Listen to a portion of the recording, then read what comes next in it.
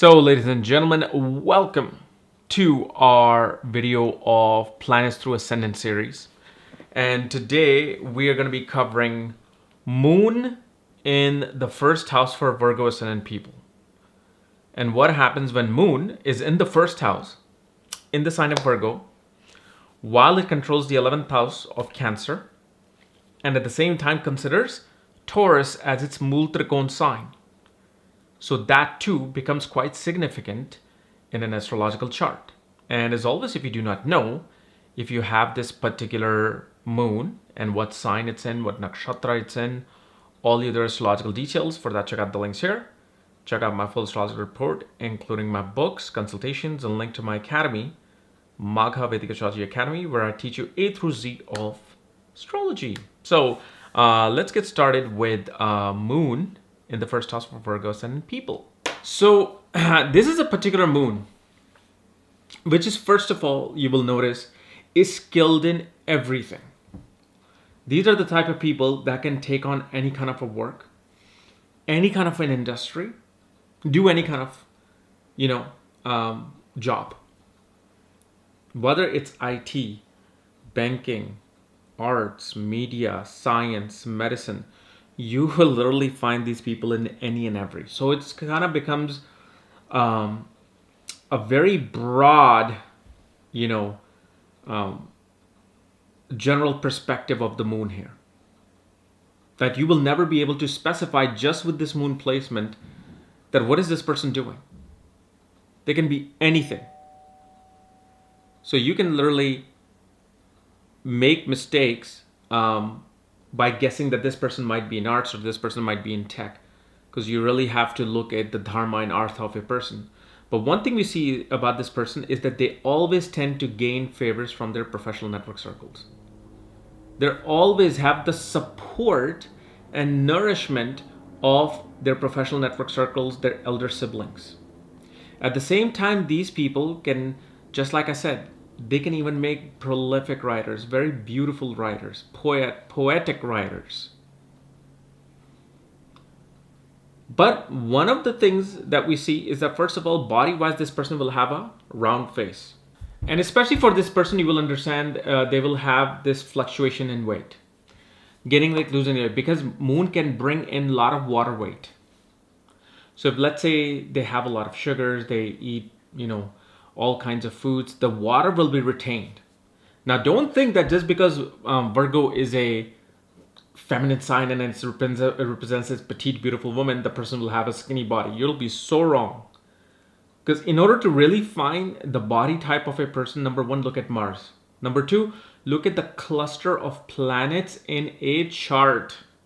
So if, let's say, moon is in Virgo, okay? However, for Virgo ascendant, let's say in the 11th house, you've got Jupiter, Venus, Saturn, Sun sitting. That's a cluster. That means Cancer sign is the most dominating feature in this person's horoscope. And when you see that, then you will see, oh, you're a Virgo ascendant, but my God, this person is a little bit overweight. This person is plump. Why? Not because of the fact that astrology is wrong and this shouldn't be their ascendant or their time of birth is wrong. You've got to understand astrology to the most simplest, deepest level. The cluster of planets hold more dominance sometimes than even the zodiac sign, in even the nakshatras. A planet can override the nakshatra itself if it's very strong and dominating. And one thing that this person becomes very good with is doing handiwork. They're very good with doing writing and sewing and fixing things, always wanting to be busy in something. But one of the biggest things that this can bring about, with the moon being in a sign ruled by a planet who doesn't really like moon, is that this person is too self-critical. They can never be satisfied or happy with what they're doing. They could be billionaires and they'll feel like I'm still poor. And I'm sure you must have all read stories or heard stories, read articles where somebody is worth $2.1 billion and they feel really poor in life. You know why? Because of the fact the neighbors and their friend circles are worth more than $8, $9 billion, $20 billion. and let's say they live in Saudi Arabia or they live in UK or New York or something, and they're like, oh my God, I'm only worth 1.2 billion. How? And this is so sad. Why am I not working hard? Why am I not doing this? And I'm giving a very rare instance, but on a normal common perspective, a person will do everything perfectly, but they will still be like, you know what, I could have made this perfect, because Mercury is trying to hurt the moon in the sign of Virgo. Mercury does not like to have moon become an occupant in its sign. So he's like, well, I can't really stop you from becoming an occupant of my sign because of the cosmos and the rules of physics laid out by Vishnu. But what I can do is make you feel happy or sad in it. And that kind of becomes the story where even a happy person will always be self-critical within underneath themselves. Now, especially if like any malefic planet aspects moon, then it becomes very technical. Moon, you will notice, and with a malefic aspect, becomes very technical. Even if it's a woman that you think will never be able to do any work, she could be building something in the home. She could be building some sculpture in the home, and you would never know that. Malefic planet will always make this moon very technical, and one will also become very technical with their body, with their health. One is very emotionally connected with their health. Like, these people actually know before they can even go to the doctor, they can sense it. You know what? I think I might have this. I think I might be dealing with this.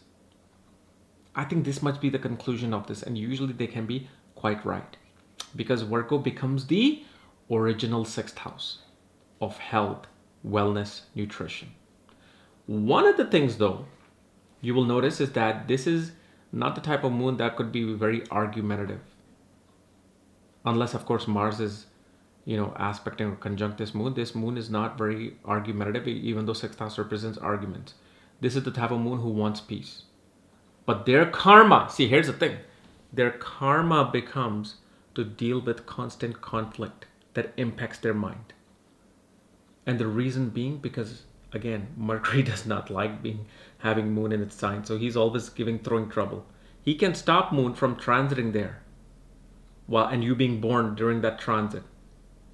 But what it can provide is certain rules, regulations, and policies in that sign that if this graha comes, they're going to deal with this. So that's something you see with this moon. Now, of course, you can go into much more details when you can look at the nakshatra and the pada of the moon.